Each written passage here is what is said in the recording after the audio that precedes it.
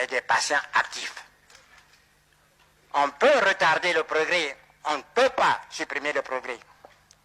Nous avons la certitude que dans 20 ans, 30 ans, 40 ans, au plus, 40 ans dans la vie des peuples, quand le monde compte des milliards d'années d'existence, nous aurons des hommes capables de transformer nos matières premières.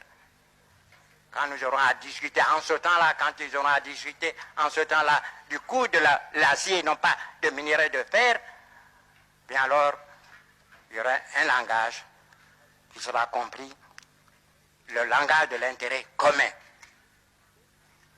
L'Europe doit comprendre la nécessité d'aider l'Afrique. Il va de la survie de l'Europe et de la vie de l'Afrique. Il y a une nuance. Je continue à me battre pour faire comprendre à nos partenaires européens que la lutte finale, si lutte doit être finale, ce ne serait pas avec des fusées. Ce serait sur le plan essentiellement économique. Et l'Europe n'a pas de matières premières. Les Américains en ont, mais pas en quantité suffisante pour en céder à leurs frères et leurs alliés européens. L'Asie, la question n'intéresse pas, je ne vais pas rentrer dans certains secrets, dans certaines confidences. Mais l'Asie, même si elle avait des matières premières, la population est telle qu'elle ne pourrait pas, l'Asie ne pourrait pas couvrir ses propres besoins.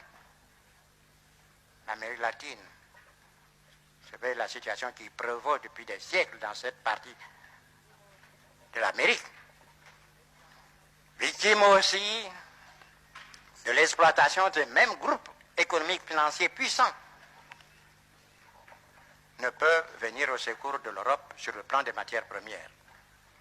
Il n'y a que nous, l'Afrique, de loin, le grand propriétaire des matières premières. Nous recelons. L'Afrique n'est pas suffisamment prospectée. Mais on peut admettre sans crainte de moindre démenti que nous sommes les premiers pour le faire, les premiers pour les bauxites. Quand on pense qu'en Guinée, il y a des siècles de réserves de bauxite, le manganèse, l'uranium, l'Europe a besoin de ces matières premières pour